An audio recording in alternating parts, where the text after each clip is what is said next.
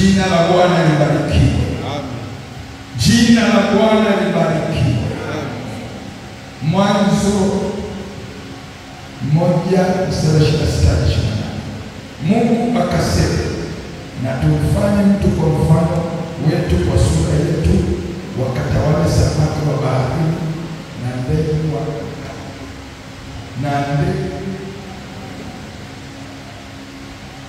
wa angani na wanyama na nchi yote pia, na kila chenye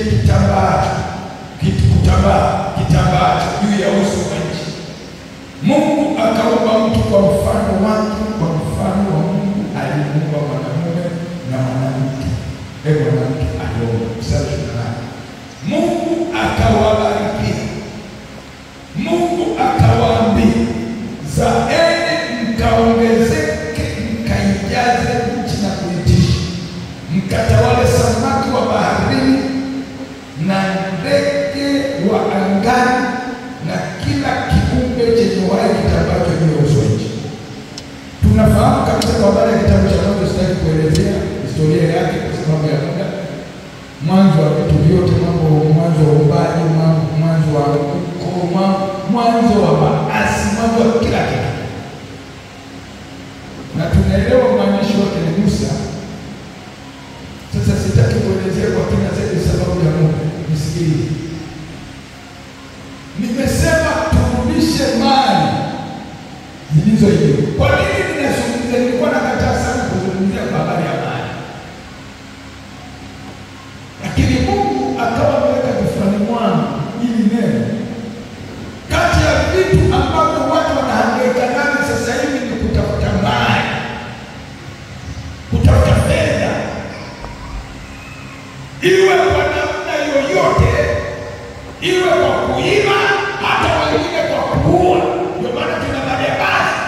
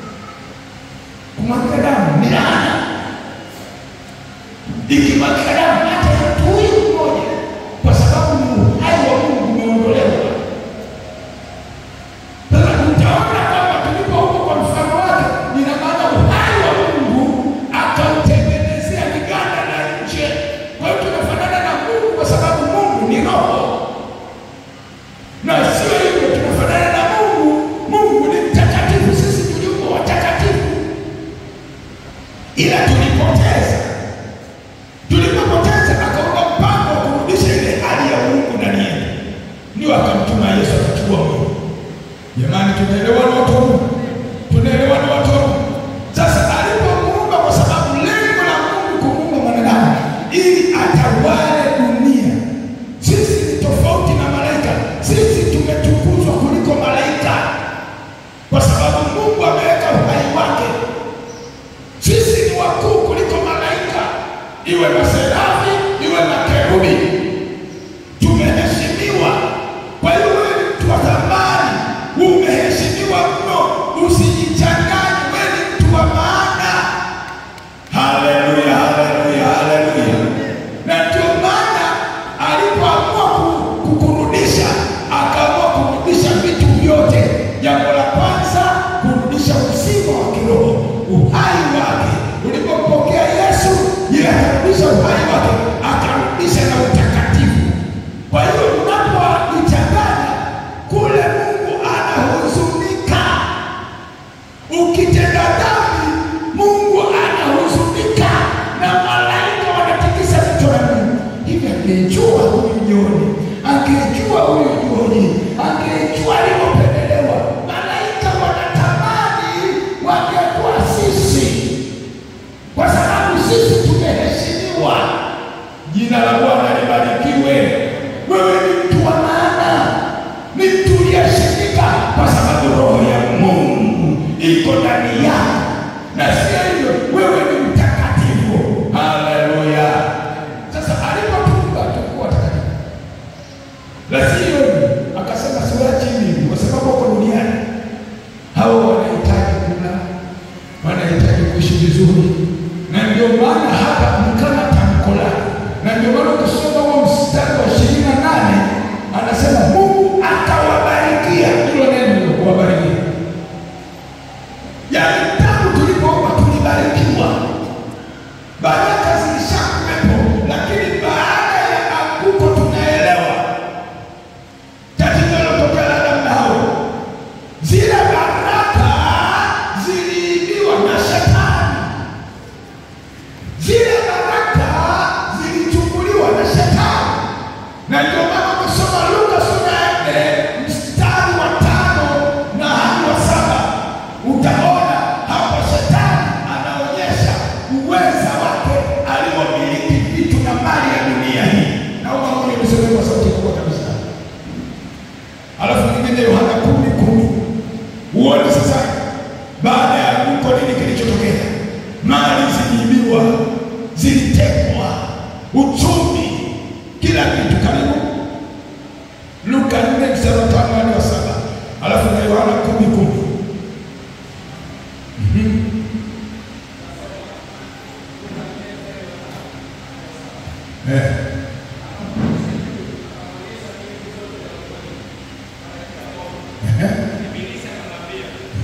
Nitakupa wewe enzi hii yote na fahari yake, kwa kuwa imo mikononi mwangu, nami humpa yeyote kama nipendavyo. Basi wewe ukisujudu mbele yangu, yote yatakuwa yako. Yesu akajibu akamwambia, imeandikwa, msujudie Bwana Mungu wako, umwabudu yeye peke yake. Tumeelewa haya maandiko vizuri. Unaona, baada ya anguko Shetani amekamata uchumi wa dunia. Ndugu zangu, msifanye mchezo. Mnanielewa hapo? Unaona hapa amemwendea Yesu mwenyewe. Jaribu la kwanza la chakula, na ndio jaribu linalofanya wewe mkose Mungu, chakula. Sasa jaribu la pili ni uchumi, pesa. Mnanielewa hapo? Mnanielewa? Na ukiyashinda haya, wewe umeokoka. Ulize nako ukiyashinda haya, wewe umeokoka. Ukiyashinda haya, umeokoka. Na ndio maana utakuta wakati mwingine unapokabiliwa na Mungu, naomba wiki hii ufunge na kuomba. Mwili unakuambia hapana, hapa lazima uje asubuhi, mchana na jioni. Unaona? Jamani, mnanielewa sisi? Swala la kujaribiwa chakula, na ndio maana wengine wanajaribiwa mpaka wanakuwa wachoyo. Ni roho hiyo. Wapendwa, mnanielewa? Kwa sababu wanataka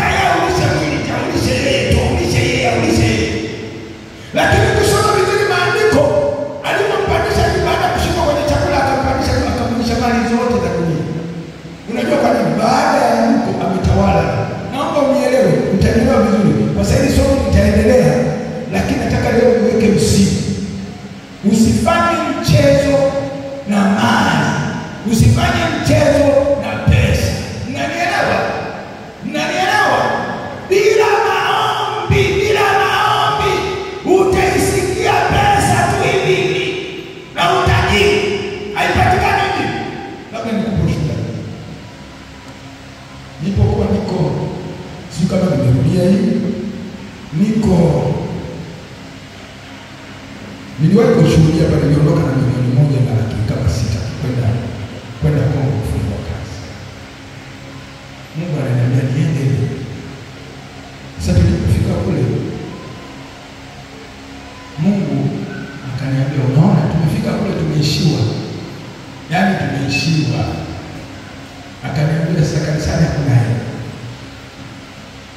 Na hapa lazima usajili. Utafanya. Akaniambia sasa nakupa masharti leo. Ukitaka kufanikiwa jambo hili, lazima uache kula. Yaani kuacha kula. Nataka siku hizi nyingi za katikati ume tu vimiminika, ume tu maziwa na maji basi. Jumapili utie kidogo chakula. Na chakula kilivyo kitamu. Na umekaribishwa kule kwa wageni. Wanakukaangia huku na waangalia. Asubuhi wanakaanga mayai na chapati unaziangalia.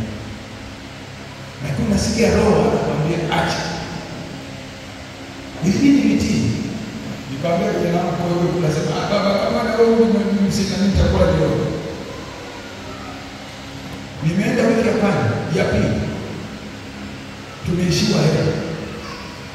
Na usajili kule anayetusajilia mwanasheria tunayemchagua yuko Kinshasa, makao makuu ya nchi ya Kongo. Anadai $500, $200 ufuatiliaji, kuchapa makaratasi yake yanarudishwa zaidi ya mara 4, yaani kukubaliwa. Hiyo hela imetoa. Siku moja naendelea kwa Mungu umenituma huko, ananiambia wewe nyamaza uji. Ingia tu kwenye ulimwengu na nikamwambia mwanangu kwa tupo mmoja tuharibu hizi roho zinazozuia tusifanikiwe. Tupongeni kasikia kabisa tushughulike katika ulimwengu. Unajua swala la uchumi si la kimwili lakini ni la kiroho, linaanzia kwenye ulimwengu wa roho. Kufanikiwa watu kunaanzia kwenye ulimwengu wa roho. Ananiambia omba sana. Nishangaa naomba baada kama siku ya 8 mtu mmoja ananiambia nimekutumikizia hela kwenye akaunti nenda kaangalia. Kuangalia milioni 1. Sasa ni dola kama 400 na kitu. Tukamshukuru Mungu, ananiambia unaona? Mpaka leo Mungu alitupiga pesa kwenye akaunti yake, tupiga pesa si wajui. Ananiambia sasa endelea. Kwa hiyo tunatuma kule, tunatuma. Nilipopiga hesabu hela nilizotumia kwa ajili ya usajili zaidi ya milioni 5. Na mfukoni kwenye akaunti sikuona, lakini hela ilikuwa inaendelea. Sasa tumeadhimisha muda tukapigwa penalty ya visa. Watu wawili. Zaidi ilikuwa kama 700 hivi. Dola sio ngapi? 700 watu wawili. Mwenyeji wetu tunamwambia alituainisha kwamba atatusaidia nini lakini biashara zake zikapigwa. Kwa hiyo akawana kitu, kwa hiyo anataka sisi. Kwa hiyo kununua magodoro ya wanafunzi wa shule na kupanda makanisa ilibidi tununue magodoro wenyewe, chakula wenyewe, ndani ya mwezi mzima. Sisi wenyewe. Utanipiza ile kutoka. Na nyinyi wenyewe mnajua.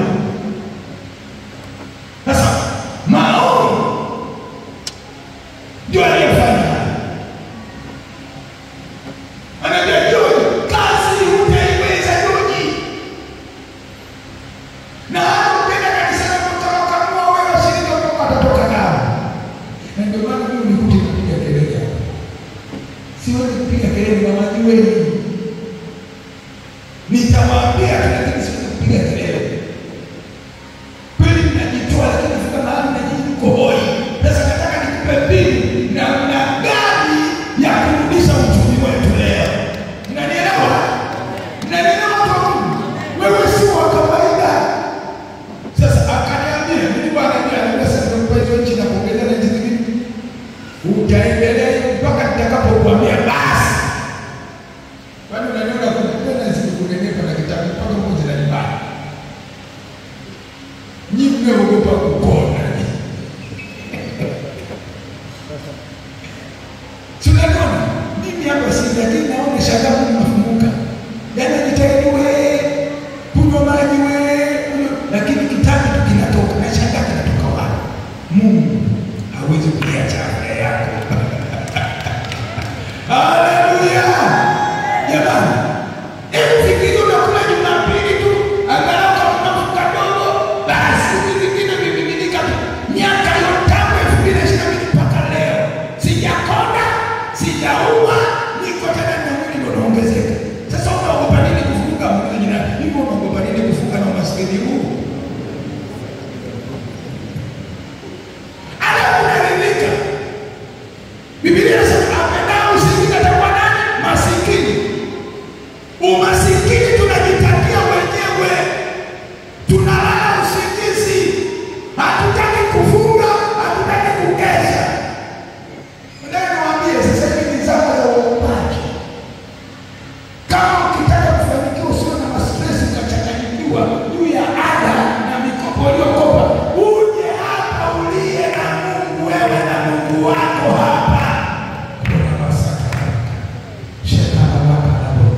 Nisikilize, kuna wimbi la watu watakaochukua hatua, watashangaa wanainuliwa, alafu watabaki wanashangaa, watasema ni mchawi au wamejiunga na Illuminati. Hapana, kwa sababu wameamua kumtafuta Mungu. Hizi zama sio za maneno. Dunia haina majibu, nchi haina majibu, serikali haina majibu, hakuna wafalme wala marais atakayeleta majibu kwa watu wao, kwa sababu ya mfumo wa dunia ulivyo. Bora basi, dunia haina majibu ya uchumi. Unanielewa? Dunia haina majibu ya uchumi. Uchumi suluhisho lake lazima turudi kwa watu wa Mungu, tujue agano la Mungu la kubarikiwa na mali zetu na tuzirudishe. Haleluya. Haleluya. Jamani, unanielewa? Sasa Yohana 10:10 anasema mimi hadi ile aile achi kuiba achinje na kwa hiyo shetani aliiba uchumi wetu. Shetani ndio analeta umaskini, shetani ndio analeta mateso. Sio mpango wa Mungu tuwe mafutana, tuwe masikini kama hatuna baba. Jamani, tuna baba wa mbinguni aliyetubarikia baraka za rohoni na za mwilini. Jina la Bwana libarikiwe. Swali, kwa nini turudishe mikononi mwetu mali zilizoibiwa na kung'ang'ana? Kwa nini? Haya ni maswali napata majibu. Majibu yake haya. Kwa nini turudishe? Kwa sababu ni haki yetu. Mungu alishatubariki kwenye bustani ya Edeni. Ni haki yetu. Sisi ni watoto wa Mungu. Watoto wa Mungu. Ni haki yetu kwa sababu Mungu alisema kwenye bustani ya Edeni. Tunakumbuka? Alafu pili, kupitia Ibrahimu Mungu aliapa, alitamka, alisema. Mwanzo 12 mstari wa kwanza. Nisomea kwa haraka ili koleni tena taratibu, kwa sababu somo litaenda mpaka shughuli zote za mawazo mabaya mabaya, kutokuamini, ya kutokusadiki, kuona ndivyo ulivyo. Lazima tukatae maskini, turudishe kila kitu, lakini tutarudisha tukiwa na uelewa wa neno la Mungu. Jina la Bwana libarikiwe. Sababu kuna wengi huko Dar es Salaam, pokea mpaka tangu mwaka jana pokea bila kuambiwa kwa maarifa. Sisi tutakula maarifa namna gani ya kutoka huko? Jina la Bwana libarikiwe. Nisome hiyo Mwanzo uone Mungu aliapa, aliweka agano ya ahadi, ni tamko la Mungu. 12 Mwanzo 12. Bwana akamwambia Abraham, toka wewe katika nchi yako na jamaa zako na nyumba ya baba yako, uende mpaka nchi nitakayokuonyesha, nami nitakufanya wewe kuwa taifa kubwa na kukubariki na kulikuza jina lako, nawe uwe baraka. Nami nitawabariki wakubarikio, naye akulaniye nitamlani, na katika wewe jamaa zote za dunia watabarikiwa. Unakumbuka Mwanzo kwanza akawabarikia. Mstari 28 hapa anarudia tena, anaanza kuweka agano na kizazi cha Ibrahimu, na kupitia Ibrahimu Yesu akazaliwa. Jamani, unanielewa? Sasa hapa anamwambia toka, anaposema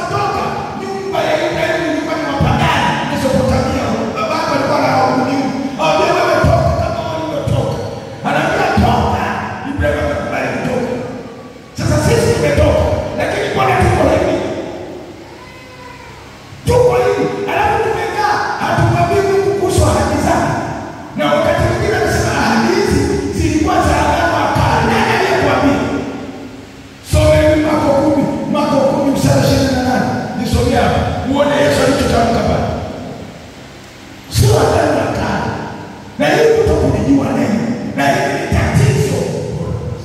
Sio chungu sana. Hebu nisome Marko 10. Tulinganisha na maandiko. Marko 10 mstari wa 8. 20:30. Marko 10 mstari wa 30. Ila atapewa mara 100 sasa wakati huu. Rudia tena. Ila atapewa mara 100 sasa wakati huu. Rudia tena. Ila atapewa mara 100 sasa wakati huu. Anasema ni maneno ya Yesu. Rudia tena. Ila atapewa mara 100 sasa wakati huu. Nyumba. Msiendelee kwanza msije na sadaka. Atapewa nyumba. Kujenga ni lazima. Sio kupanga mako. Yaani swala la kujenga sio mjadala.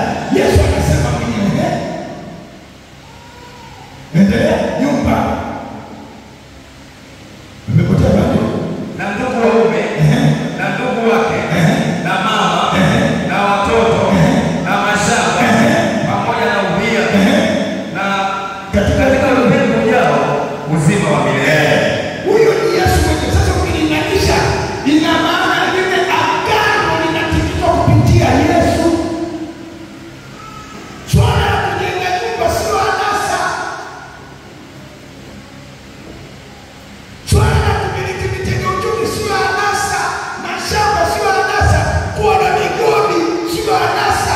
Yaani kuwa na swala la pesa na vitu vingi sio anasa. Ni mahitaji ambayo Yesu anataka tuwe nayo. Sio unaelewa? Sasa hapa Mungu anazungumza na Ibrahimu, na maana sisi uzao wa Ibrahimu kupitia Ibrahimu Yesu kazaliwa. Maana na utajiri. Jambo lingine nimesema ni haki. Hapa mali na utajiri ni kipawa. Ni zawadi. Mali tunarudisha hivi vitu kwa sababu ni zawadi kwetu. Karamu sekeni Mungu ametupa kama zawadi. Anatupa kama zawadi. Kumiliki uchumi, kumiliki vitu ni zawadi vya hapa duniani. Mhubiri 5:19. Ndio nitakapoishia hapa kwa hiyo uelewe vizuri. Sio anasa. Someni 5:19. Mhubiri 5. Vitabu hivi havisomi sana. Ndio maana kuvipata kwako unafanya mchakato. Nisomee. Mhubiri 5. Aliyepata somo kaka. Vitabu hivi havisomi. Lakini kitabu kizuri sana. Ni Mhubiri 5:19. Umepata? Someni mzee. Chukua Biblia.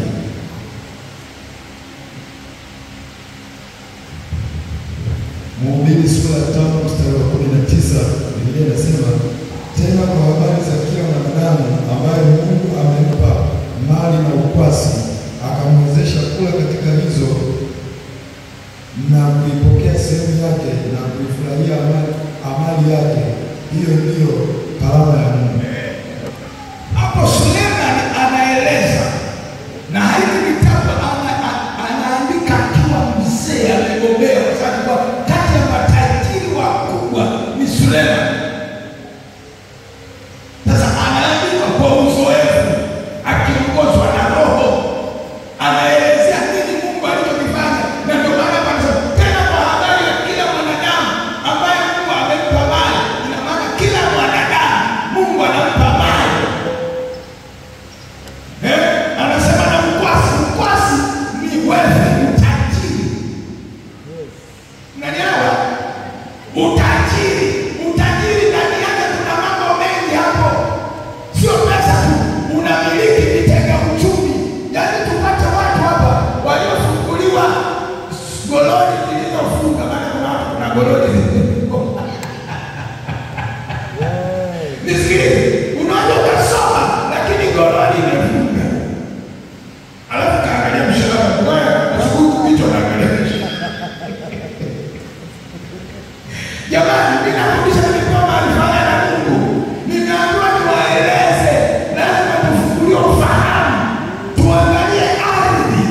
tuangalie nchi ilivyo na utajiri.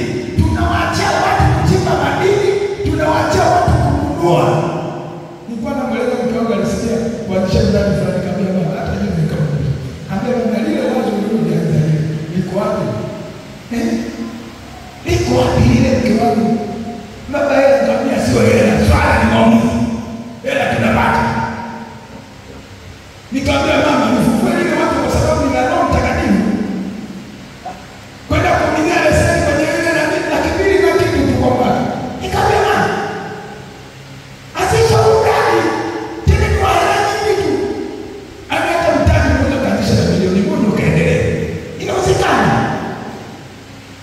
Akina mama sikilizeni, unaweza mkawa mabilionea lakini lazima sukuru golole zitoke. Mimi unaniona, mimi Mungu amenipa maarifa uchungaji, lakini sio maarifa. Yaani kuna vitu kichwani mjini. Niliandika project moja, nikupe tu sisi moja. Ile project moja nikipeleka bahari. Yaani kule ukafika watu wanabaki wanashangaa. Watu wanashangaa sana. Kula msomea watu. Niliandika mwenyewe, mimi nimeandika proposal mwenyewe kwa sababu ya huduma zangu. Si Mungu ananipa habari. Unajua ukiokoka, uzuri ukiokoka unawekewa booster ya ufahamu kama ulikuwa ujui. Roho Mtakatifu atakupa akili. Anasema atakupa akili katika mambo yote. Kusema Timotheo kule. Yaani ukiokoka unapewa ufahamu wa tofauti, si wa darasani, ni wa Roho Mtakatifu. Mimi kuandika project hizi ni maarifa tusijawahi kwenda darasani. Hata kama mwandishi wa vitabu basi naenda kusomea kwa labda mwandishi wa vitabu. Ni Roho Mtakatifu kwa sababu tuendelee nao. Atakupa akili katika mambo yote. Hii akili na maana Roho Mtakatifu akiingia anachipusha wazo. Unaelewa? Na ni mambo tu kwa masomo, lakini kumbe akili inadumazwa. Unakalia hapo na eneo moja. Na mara nyingi inakuwa shida kwa wafanyakazi. Akishastaafu anakufuata mapema kwa sababu hajaona mtindo mwingine wa kufanya kitu kingine. Sasa walivyosoma walisema huyu mtu ni wachafu. Sasa ni jambo la serikali, sio kulimu.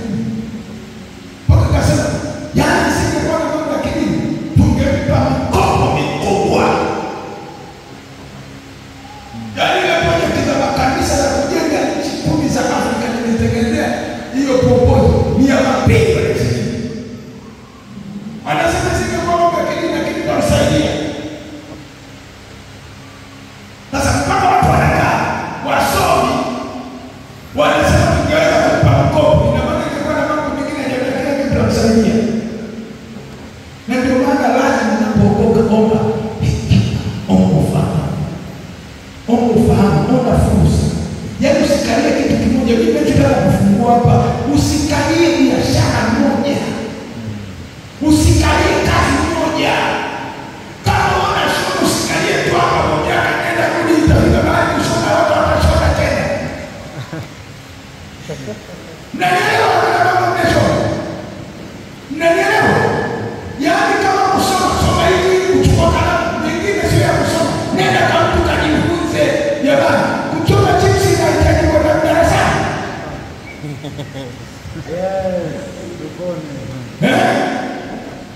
Yaani mimi ungefungua bongo huu na mambo mengi.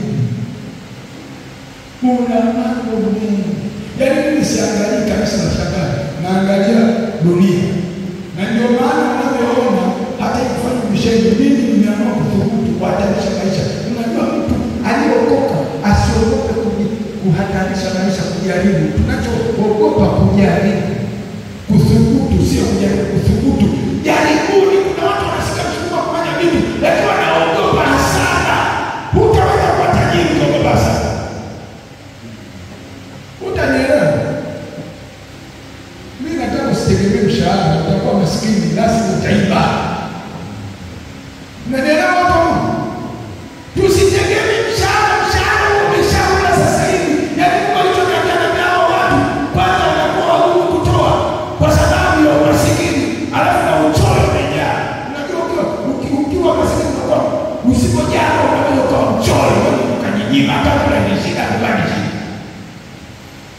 Jamani, msiseme mimi nasema, mimi naambiwa na Roho Mtakatifu. Mimi nafungua na kitu kinachosababisha wewe umkosee Mungu hata kutokutoa mafungu ya Mungu ni umaskini. Wala upendi kutokutoa mafungu ya Mungu. Unaiba kwa sababu ya umaskini. Na ndio maana nataka tukomeshe umaskini hapa. Unanielewa? Tunataka tukomeshe umaskini. Ndio nitasema mchungaji namna gani, mbona mimi na wewe unanijua mimi kwa nani? Mimi siwezi kuexpose vitu vyangu. Mipango siwezi kuisema. Vitu vyangu siwezi kuisema. Si mnanielewa? Mnanielewa kama? Lazima uwe na mipango mikubwa ya hatima ya mbele ya watoto wako. Tunawaza watu kuajiriwa baada ya sisi tupendekeze mpango wa watu wajiajiri, tuajiri watoto wetu wawe na makampuni yao, wawe na vitu vyao. Tunawaza wakaajiriwa, watakuwa watu wa maisha yao yote. Na ndio maana leo watu wanalalamika ajira duniani kote, ajira hakuna. Marais wafalme hawataka suluhisho za nchi zao, hakuna hicho kitu. Wewe soma vizuri nyakati tulizo nazo. Hata wafanyaji hawawezi kurekebisha mfumo wa dunia. Ni mfumo wa dunia. Na ndio maana Mungu akaniambia niambie kanisa turudishe vitu vilivyoibiwa. Na ndio hii nakueleza. Kwa sababu hata kama nitakuhubiria hapa, haleluya, wakati nyumbani na madeni, hujui utakula nini. Wengine wameshika kuja hapa kwa sababu leo hata na huyo wamekosa hela ya mchana, hawana kuachana umaskini. Nanielewa? Na ndio maana Mungu anasema kipawa. Sasa kipawa hiki kama Sulemani anasema kwa habari ya kila mwanadamu ambaye Mungu amempa. Mungu ndiye anayempa mtu mali na utajiri. Mungu ndiye anayetoa. Lakini anampa maarifa. Anasema kamwezesha kwenda katika hili na kuipokea sehemu yake na kuifurahia ahadi yake. Hiyo ndio karama. Karama za Mungu ziko za kiroho na za kimwili. Naomba mnielewe. Naelewa? Karama za Mungu zipo za kiroho na za kimwili. Nisome maandiko leo utamalizia. Ndio maana Mungu anatoa tahadhari tutakapobadilika tusije tukamwacha Mungu. Unajua shida ni tunapokuwa hatuna kitu tunakuwa tunyenyekevu, maombi, kufunga. Tukishapata kaduka kadogo na tuelewa sasa tunakuja watu wanapaduka. Mwingine ameshapata kama pikipiki au mpata kama basikeli. Yaani mtu alikuwa hana pikipiki, alikuwa hana gari, alikuwa hana biashara yoyote. Na ndio tunapokosea. Zamani kabla hajawa na pikipiki na gari na maduka na vitu vingine, alikuwa mnyenyekevu kanisani na wai kanisani na kwenye maombi, kwenye mikesha na kuja. Yaani Mungu alikuwa ananionyesha hata alisema wewe yule mnamsema watu walikuwa na mnadani kaondoka jihadi. Zamani walikuwa hawana hivi vitu, walikuwa na vidogo tu hivi vidogo, ni maonyesho asali la mwisho umeshindwa kunyenyekea. Sasa mtu kama huyo maombi hakuna, ibada hakuna, Mungu atakuongeza, hawezi kukuongeza. Au mwingine alikuwa hana kazi akapata kazi ya ajira. Akirudi kazini saa 9:30. Zamani alikuwa mwanzoni anakuja kwenye banda, sasa hivi hadi tena. Unategemea nini? Na ndio kinachofanya kanisa lidumani na washirika hawamheshimu Mungu na mali zao na kazi zao, hawana muda na Mungu. Ni kosa kubwa. Sasa Mungu anatoa tahadhari. Ndio maana Mungu anatoa tahadhari. Nisome pale Kumbukumbu la Torati. Tusije tukapata Mungu. Kumbukumbu 8:11.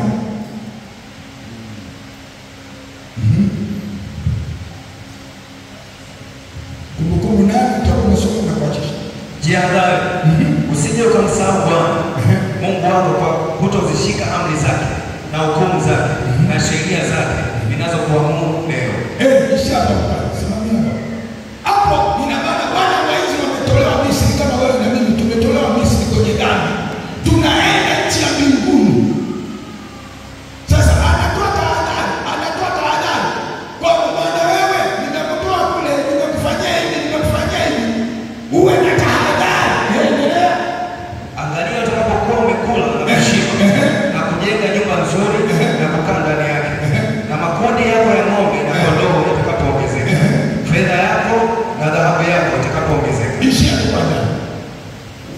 huu mstari sisi tunauelewa. Hivi mnauelewa huu mstari? Jamani, ahadi hizi sio za wana wa Israeli, ni zetu sisi pia. Anaposema jihadhari utakapokuwa umekula na kushiba. Huli na kushiba. Uliza jina lako hivi, huli na kushiba mezani. Kuna mtu anayeana na njaa. Tulizane, kuna mtu anayeana na njaa. Aliyeana na njaa yupo hapo kweli? Hakuna aliyeana na njaa. Sasa wewe umepata Mungu wako. Maombi utaka, ibada utaka, mikesha utaka, kushiba tu, kula tu. Endelea.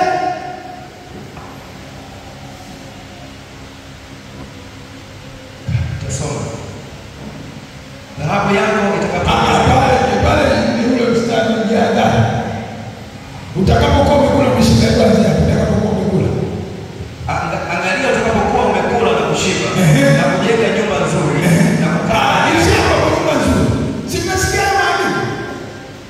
Ni Mungu anataka kujenga nyumba nzuri.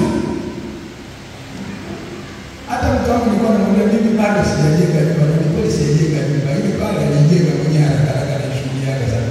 Mimi nyumba ya kifalme, ya kichungaji, ya kibaba askofu sijajenga bado. Mnanielewa? Pale napokaa ni pamoja tukijenga haraka sasa kwa katibu kwa nyumba ya kupanga. Mama akajenga haraka mimi nitajenga kwa milioni 1 na kitu. Lakini lazima mwenyewe anajua nikilipa na kutafuta kikoba na vitu vingine. Alijenga mwenyewe lakini mimi sijajenga nyumba. Mama nitakujengea mimi. Sasa nyumba ya mchungaji bado. Kwa sababu niambia fanya kazi yako. Nyumba nzuri nitakujengea wewe kulingana na ahadi zako. Kujenga nyumba nzuri ni ahadi. Jamani, mnanielewa? Mnanielewa? Kupanda miaka yote sio mpango. Vijana mnanisikia? Kama huna kiwanja katafuta kiwanja. Nunuliza kanuni, acha kupanga nyumba sio kwa mbona unasimama hivyo yako ya kitabu ya milioni. Si ukaiuze hiyo na sio nyumba kiwanja. Wewe alabado tunataka mpaka 30 mpaka na 50 kwa mwezi. Unapenda kufikiri akili tu jamani. Wala hitaji kwenda chuo kikuu hapa tu. Na bado unaweka mpaka ya laki na angalia kuuliza ajabu. Hiyo laki weka mkakati kwamba hapa naitunza, natafuta kiwanja, natafuta biashara fulani, ndio watu wenye ufahamu wa kiroho. Inawezekana. Jamani, inawezekana. Swala kununua kiwanja, usingoje kupata mamilioni. Mimi ningekuja kupata mamilioni nisingejenga makanisa huko Mozambiki. Hapo Malaysia tunajenga ukiona mtandao. Mimi pesa zangu nikipata kwa mimi natoa. Wakichanga hapo kidogo natoa. Nikipata ningekuja nisingetimiza haya maoni ya Mozambiki, ya Kongo, ya Uganda na maeneo mengine ningekuja hela nyingi. Wenzetu wanakuiza usiku na mchana. Yaani wanaloga ndio wanamiliki uchumi. Unaona mpaka wanamwaga damu ili kumiliki uchumi wa dunia. Messi na vikundi vya siri vya wakushitani wanatoa kafara. Sasa usione wao utalingana na watu wanatoa kafara. Na anakesha huko makaburini usiku kucha. Yuko kwa anakesha na hao wanaparusi. Utalingana na wewe. Baba utanibariki. Utanibariki wewe. Lazima uchukue hatua ya kuzamia kwenye maombi. Jamani, kama kazi mnafanya sana, tunashughulika sana, lakini matokeo yake ni madogo, shida hakijajua kuingia kuzama ndani kwenye maombi. Mungu alikuwa ananionyesha na jioni kanisa litakuwa nyonge kama litaingia kupigana vita na kurudisha mtumishi yao. Litakuwa nyonge na omba na kilio kila siku watalia.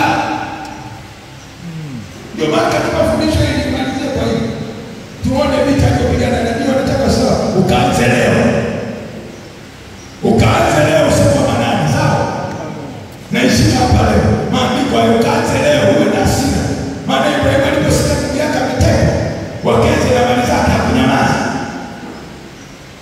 Mwanzo 14 mstari wa 13 hadi 16. Hebu nisome Mwanzo 14 mstari wa 13 hadi 16.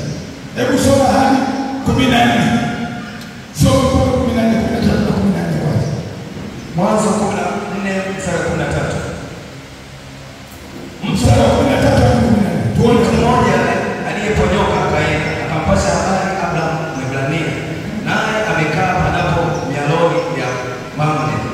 Yule Mwamori ndugu ya Eskoli na ndugu ya Aneri, na hao walikuwa wamepatana na Abraham.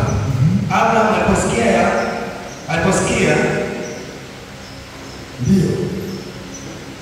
aliposikia kwamba nduguye ametekwa mateka, akawapa silaha vijana wake waliozaliwa katika nyumba yake, watu 318, akawafuata mpaka Dani. Ishi hapa. Sasa unaona Ibrahimu hao watu walikuwa wameachana tu. Huyu ameenda upande wa Sodoma, huyu mwingine yuko upande mwingine. Wameokoka hao watu. Unajua tunatofautiana eh? Unanielewa eh? Hata kwenye utajiri kufanikiwa kutoka kama vidole. Mwingine kifupi, mwingine kirefu kidogo. Hatutalingana kwenye mafanikio. Yaani kwa sababu ni karama jamani, ni kipawa Mungu anatoa kama anavyotaka. Hatutafanana. Na tutaona huko mbele, utakuta wengine watakaa hivyo maisha yao yote, tutawasaidia sisi. Biblia inasema maskini hawatakoma juu ya nchi. Mungu alikuwa anamwambia Musa hawatakoma, usiache kuachilia mkono wako kwa maskini. Na ndio maana unapopata pesa, unapokuwa tajiri, unapoona pesa zinapitishiwa, wewe umepewa kama mfadhili wa wengine, lazima uwalishe na kuwatunza. Ukitaka uendelee mfereji wa pesa, lazima uachilie mkono wako. Tutaona huko mbele. Sasa Ibrahimu aliposikia kwamba ndugu yake ametekwa, akasema haiwezekani, akawapa silaha. Sasa kusoma Efeso 6:10 hadi 18 sasa, vaeni silaha, hatimaye mzidi kuwa hodari. Anasema vaeni silaha zote za Mungu. Sasa zile silaha sio za kimungu jamani. Silaha zile tunapiga kiroho, tunapiga kimwili. Silaha zile tunapiga pande kamili. Sura 15 msome. Alipigana nao usiku, sababu hapo usiku huo Akajipanga apigane nao usiku. Akajipanga apigane nao usiku, kwani ilikuwa ni mchana. Usiku. Sasa mimi nimependa kulala.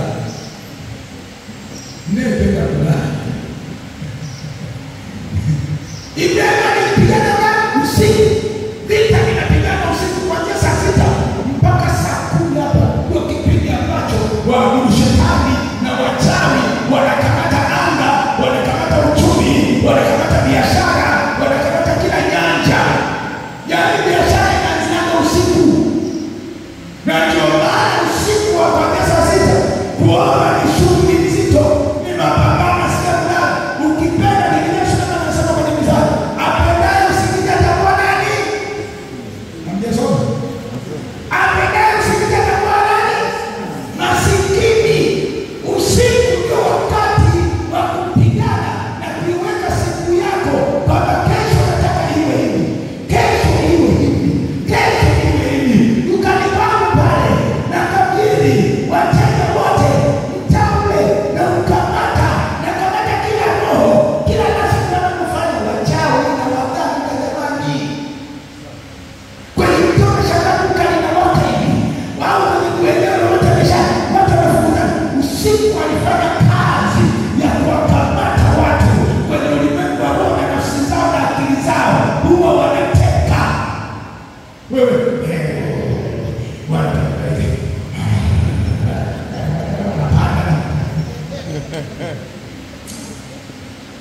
tunapenda umaskini kukuta kijana mjini wewe. Unalala. Huna hela, huna maisha magumu na hagani. Nikamwambia mimi mwenyewe sina raha, sijatimiza malengo. Mungu aliniwekea, alinipa mzigo mkubwa, furushi kubwa la Afrika na ulimwengu. Na ndio maana kaniambia Joji, hakuna kulala. Unalala wewe Joji, hujatimiza malengo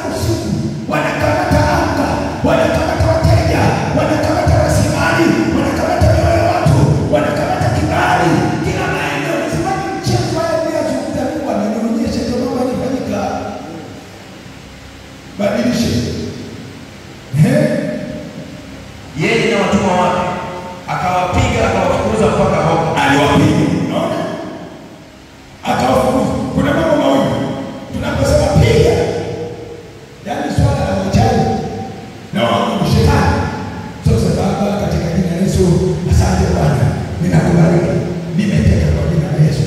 Nikifika mahali pa kupiga piga hasa, yaani kama ni maombi ya vita, piga hasa na bomoa katika jina la Yesu. Uliyepata tamaa zangu katika jina la Yesu, ninakuja, ninabomoa, ninaharibu, ninateketeza katika jina la Yesu, ninaangusha, ninapiga, ninapiga piga hasa, hata kama ni saa nzima, piga mpaka moyo wako uone umelainika, umechangamka.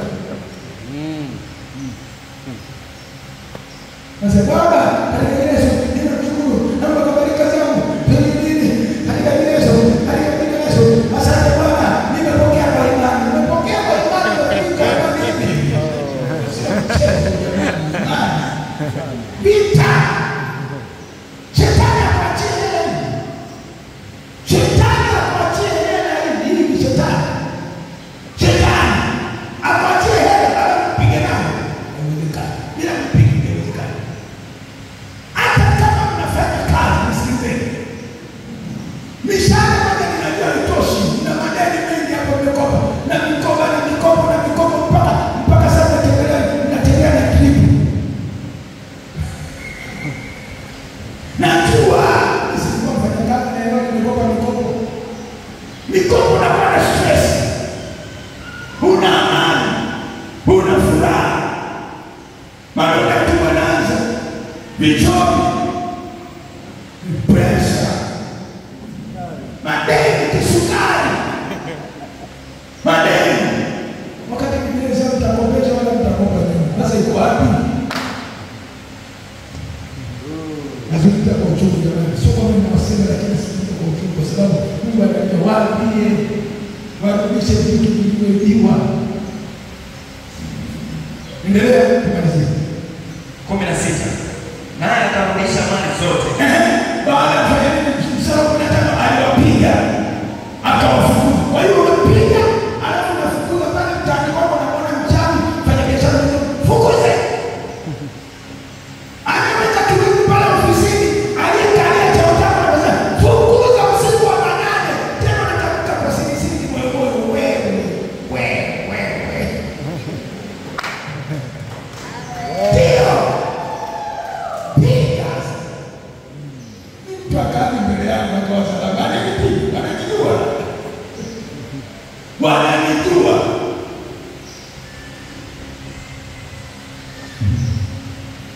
Nilisikiziwaga jamani, nafikiri waliokuwa kwa Musa nakumbuka.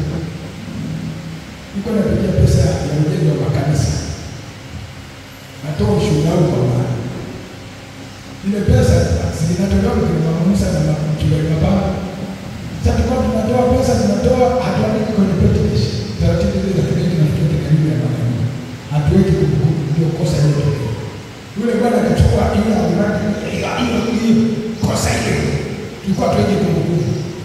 Tukatoa milioni 5 tukampatia, akazuka kumbukumbu. Sasa sijui Mungu alichota alifanyaje tujue. Baada akasema yeye umenipa milioni 5, umenipa milioni 2. Naona hiyo shida. Ndio maana kwenye mambo ya pesa ukende rekodi, hata kama ikiwa senti weka rekodi. Ninyi watu wa hazina, hata kama ni wapendwa, wekeni rekodi. Ni utaratibu wa kifedha, wanajua wale wasifu wanajua kitu gani. Hicho tokea wakati.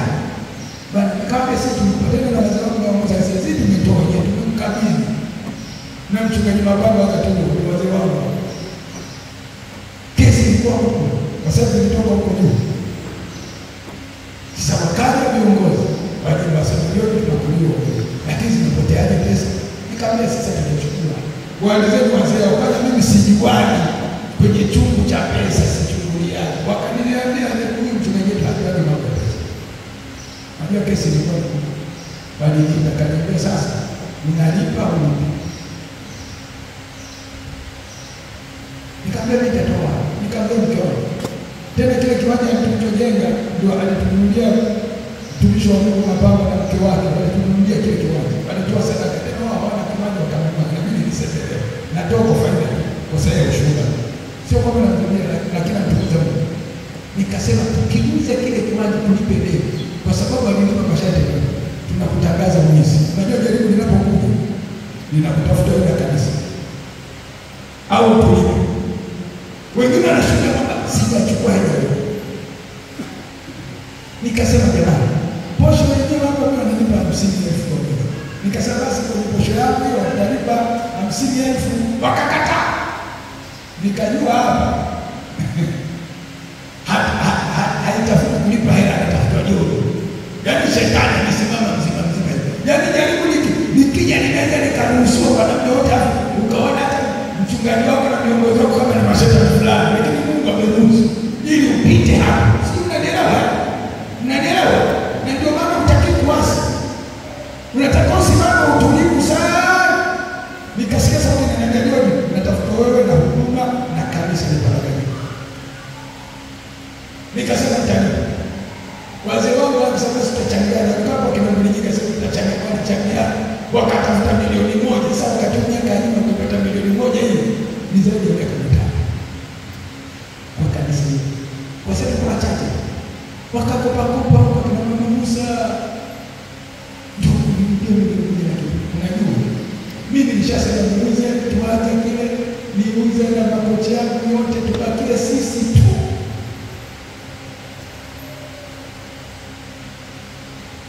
Ili kuliponya kanisa, wale watu walikuwa karibu 20-30 isiparaganyika. Lakini kwa nijaribu langu niliumia sana. Alafu niliona kama mashetani fulani. Unajua ukikwaza unaweza kuona hapo kama mashetani fulani. Lakini sio mashetani anakusifu. Nililia sana. Nikasema mke wangu simu. Unajua unapokutana na madada lazima uchukie. Hata umasikini na shughuli haya unachukia umasikini. Nikasema simu. Nitakesha usiku na mchana. Alafu nasema Bwana angalia matisho yao. Nikasema nikosi mema baya mtu wapi, maana niomba Mungu kwa Mungu. Nikasema Mungu sema nao. Yaani niomba Mungu sema nao. Sema nao. Sema nao. Sema nao. Neno moja kusema nao. Saa 8:30 usiku moja nilipigiwa simu. Na ndio George mtu wa Mungu. Tunajua wewe ni mtu wa Mungu. Haujaimba George na utusamehe. Utusamehe. Sasa nilichokutana nacho ndio yes. Si ndio? Yule aliyeshika pigwa hospitali. Mungu anakupigania wewe. Hakuna atakayekugusa wewe. Sisi Biblia inasema hawakusai nini, aligusa ngozi ya jicho la Mungu. Yaani wewe uko hapa kwenye jicho la Mungu anakutazama. Hakuna mtu atakayekugusa kwa sababu. Acha kuogopa. Pigwa. Na kumbuka walijia. Wakaja kuomba msamaha. Nini?